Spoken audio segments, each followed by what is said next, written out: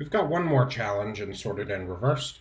It says, given the following code, what would print to the console?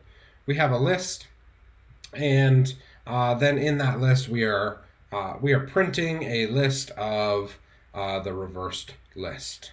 So I can go ahead and copy and paste this code over into a REPL that I have going here and run this, and I'm going to get my output, right?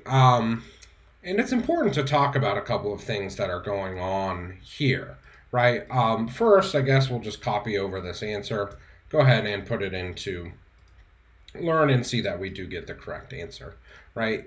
But what's important here is to make sure that we understand what's going on. And the reversed function with list as a parameter actually returns a reverse object. So if I, instead of printing a list of that reverse list, I want to print what type. I just want to see what type of object that is. And I can see that this is, it's not a list like I might expect it to be, but rather it's a list reverse iterator. So it's an object that's very similar to a list, but it is not a list in itself.